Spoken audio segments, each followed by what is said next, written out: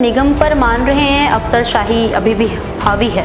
अफसरशाही को कहो या काम करने की लापरवाही कहो या एक ऐसा रूटीन बन गया है कि वो अपनी जिम्मेवारी नहीं समझते हैं। 73 लाख रुपए टोटल आमदनी हुई है और खर्चा जो है 14 करोड़ रुपए हुआ है।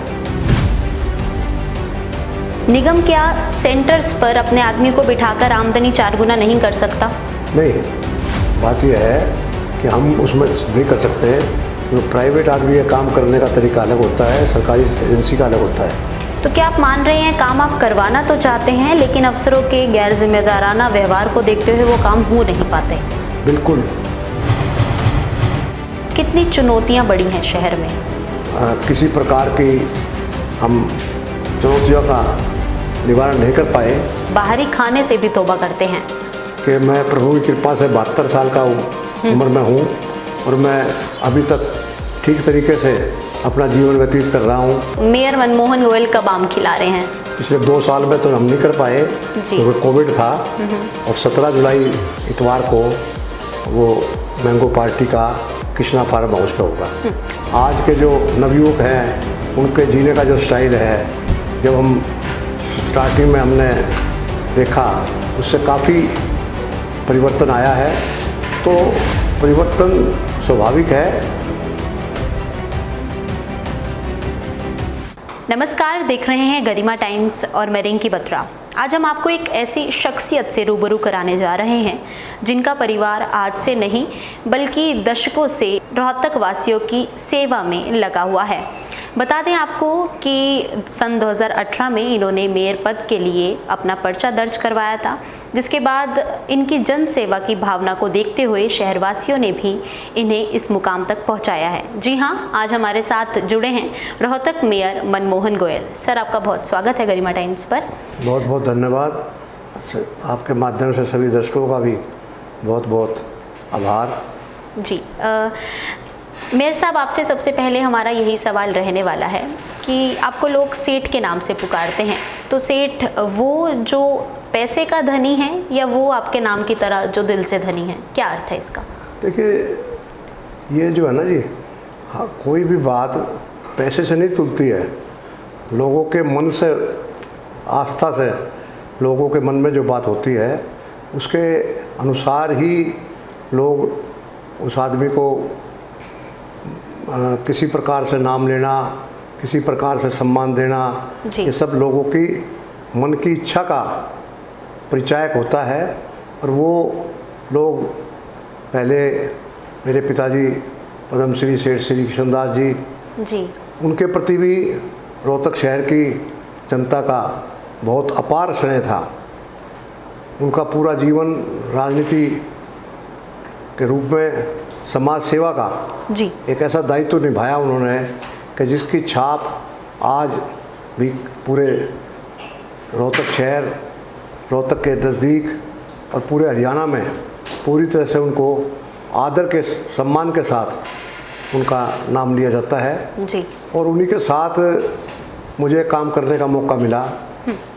1962 से ही मैं देखता रहा उनके जीवन को और उनके जीवन से बहुत ज़्यादा प्रेरणा लेकर जी मैंने भी ये सोचा था कि भाई मैं भी समाज की सेवा करने के लिए आगे आऊँ। और मुझे भारतीय जनता पार्टी ने मेयर पद के लिए चुना। सर, आपके नाम के साथ साथ आपको जनसेवा भी विरासत में मिली है, तो एक पद पर होते हुए कितना मान रहे हैं आप इस विरासत को पाने में काबिल रहे हैं? जन सेवा की जो बात है वो तो आपने देखा होगा, हमारे मन में हमेशा रहती है जी। क्योंकि मनुष्य का जीवन जो बहुत ही मुश्किल से हमारे धर्म के अनुसार 84 लाख जोनी भुगतने के बाद मिलता है, वो यही सिखाता है कि ये जीवन जो मिला है इसमें आप अपने परिवार का जो पालन पोषण करो, उसके साथ साथ समाज का, ज़रूरतमंदों का अगर आपने सेवा नहीं की है तो आपको जीवन आपका अधूरा है। तो हमारे दिमाग में ये बात पूरी तरह से लगी हुई है कि हम जो भी कर सकें, जितना भी कर सकें हम पूरी तरह से समाज की सेवा करें और ज़रूरतमंद को जितनी उसकी ज़रूरत पूरी कर सके करें। अच्छा, आपके जन्म से लेकर अब तक रोहतक शहर में कितने बदलाव मान रहे हैं, हुए हैं? देखिए, प्रकृति का नियम है, समय समय पर बहुत परिवर्तन आते रहते हैं। आज के जो नवयुवक हैं उनके जीने का जो स्टाइल है, जब हम स्टार्टिंग में हमने देखा उससे काफ़ी परिवर्तन आया है। तो परिवर्तन स्वाभाविक है और किसी चीज़ की तरक्की के लिए परिवर्तन होना भी ज़रूरी है। बिल्कुल। तो मैं परिवर्तन जो हो रहा है उसके अनुसार हम भी अपने जीवन को ढालने का प्रयत्न करते हैं। अच्छा, कितनी चुनौतियां बड़ी हैं शहर में? देखिए, ये सिविक एमिनिटीज़ के लिए कॉरपोरेशन का काम होता है और चुनौती ही चुनौती होती है। उसके लिए साधन जुटाना बहुत ज़रूरी होता है और साधन की पिछले 3 साल में काफ़ी कमी रही, कोरोना की वजह से भी रही और किसी प्रकार की हम चुनौतियों का निवारण नहीं कर पाए। तो मैं उसके लिए पूरे समाज से भी माफ़ी मांगता हूँ, लेकिन उसके बावजूद भी बहुत से कार्य ऐसे हुए हैं जिनका समाज को लाभ हुआ है और मैंने कोशिश ये की है कि मैं वही काम इन कठिन परिस्थितियों में करूं जिसका आम जनता को लाभ हो। अच्छा, धन धान्य से संपूर्ण होने के बाद भी आपके बारे में हमने ये सुनने को मिला, आप एसी का प्रयोग नहीं करते और बिल्कुल साधारण जीवन व्यतीत करते हैं, इवन बाहरी खाने से भी तौबा करते हैं। देखिए, अब हमने बहुत कथाएं, बहुत धार्मिक कार्यक्रम आयोजित किए हैं जी। और उनसे यही शिक्षा मिली कि अगर आप अपने जीवन में जितना त्याग रखोगे उतना ही आपका जीवन बहुत सुंदर रहेगा। और उसका एक बड़ा उदाहरण भी मिला कि मैं प्रभु की कृपा से 72 साल का उम्र में हूँ और मैं अभी तक ठीक तरीके से अपना जीवन व्यतीत कर रहा हूँ और मुझे किसी प्रकार की कोई तकलीफ़ नहीं होती है जी। और जहाँ तक ऊपरी साधन है, चाहे वो ठंड में रहना है, चाहे वो गर्म साधन में रहना है, उससे हर आदमी को परहेज करना चाहिए, क्योंकि जितना ऐसे साधनों का उपयोग होता है वो शरीर के लिए घातक ही होता है। तो मैं सबके लिए भी यही अनुरोध करूँगा कि आप कम से कम ऐसे साधनों का उपयोग करें, क्योंकि हमारे भारतवर्ष में ऐसा जलवायु है कि हम इनके बिना भी काफ़ी गुजारा कर सकते हैं और उससे हमारा जीवन में जो बीमारियां आने वाली हैं उससे छुटकारा मिल सकता है। आप शहर के प्रथम नागरिक हैं, पूरा शहर आपको वंदन करता है। ऐसा कभी समय आया हो आपके जीवन में जब आपने अपने पिता से डांट खाई हो?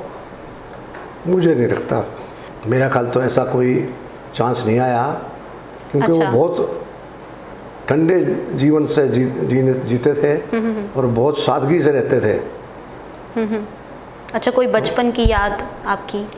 नहीं, बचपन की याद तो चलती रहती है, समय समय पर आती रहती है, सभी समय पर जाती रहती है। तो लेकिन ऐसा जीवन रहा है जो बहुत ही अच्छा रहा। मैंने MA की शिक्षा का भी ग्रहण की, राजस्थान यूनिवर्सिटी से कोरेस्पोंडेंस है जी। तो एक अच्छा जीवन प्रभु की कृपा से रहा है। वो बहुत ही अच्छे तरीके से जीवन जीने में मुझे आनंद आया। आपके पिता शहरवासियों के लिए एक मैंगो पार्टी का आयोजन करते थे, तो शहर की आम जनता को मेयर मनमोहन गोयल कब आम खिला रहे हैं? 17 जुलाई को, पिछले 2 साल में तो हम नहीं कर पाए क्योंकि कोविड था, तो वो रेगुलर चल रहा है। हमारे 2 कार्यक्रम, एक कावड़ सेवा का, वो 21 तारीख से 26 तारीख तक है जुलाई में ही, और 17 जुलाई इतवार को वो मैंगो पार्टी का कृष्णा फार्म हाउस पे होगा। प्रथम नागरिक होने के चलते आपके पद की क्या गरिमा है जो अक्सर शहरवासी जानना चाहते हैं? देखिए, गरिमा तो बहुत ज़्यादा है, लेकिन गरिमा का पालन करने के लिए साधन बहुत ज़रूरी है। उनकी कमी की वजह से लोगों की शिकायतों को दूर करने में मुझे काफ़ी तकलीफ़ हो रही है और मैं समझता हूँ कि वो मैं कर भी नहीं पा रहा, जो कि उनकी बहुत बेसिक ज़रूरत है। मुझे एक बात का तो ज़रूर वो है कि पहले आम नागरिक को पीने के पानी के लिए नहीं पहुंचता था, कमी रहती थी, मटके काफ़ी फूटते थे। लेकिन 3 साल से आपने देखा होगा कि हम पानी पहुंचाने में सक्षम रहे हैं और पानी की व्यवस्था तो हुई जी, लेकिन उसके साथ साथ गंदे पानी की तकलीफ़ आती है और वो तकलीफ़ को भी दूर करने के लिए मैं प्रयत्नशील हूँ, लेकिन मैं कर नहीं पाया हूँ। उम्मीद है कि हमारे टेन्योर में हम शायद सफलता मिल सके। अच्छा, निगम पर मान रहे हैं अफसरशाही अभी भी हावी है? देखिए, अफसरशाही को कहो, क्या काम करने की लापरवाही कहो, या एक ऐसा रूटीन बन गया है कि वो अपनी जिम्मेवारी नहीं समझते हैं और वो हर काम को पोस्टपोन करते रहते हैं। उससे लोगों को बहुत तकलीफ़ होती है। मुझे भी बहुत तकलीफ़ होती है कि जब मैं उनको किसी काम की शिकायत करता हूँ तो वो उस काम को करने की बजाय नए नए एक ऐसे रास्ते बताते हैं कि भाई ये इसमें ये दिक्कत आ गई, इसमें ये दिक्कत आ गई, और वो काम नहीं करते। तो क्या आप मान रहे हैं काम आप करवाना तो चाहते हैं लेकिन अफसरों के गैर जिम्मेदाराना व्यवहार को देखते हुए वो काम हो नहीं पाते? बिल्कुल, बहुत से काम ऐसे हैं कि अगर वो जिम्मेवारी से अपने काम करें तो बिना फंड्स के भी वो काफ़ी सेवा कर सकते हैं, लेकिन काम ना करने की एक भावना ऐसी जागृत हो गई है कि वो काम करते नहीं हैं।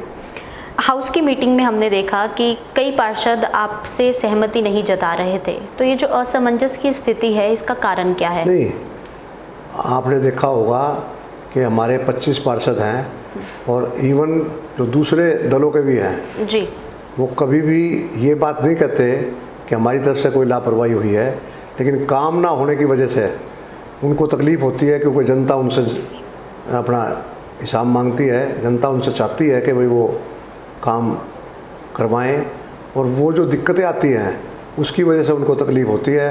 वरना पार्षद मेरे साथ मिलकर काम कर रहे हैं और शहर के जो भी हम काम करते हैं कर सकें वो हम कर रहे हैं।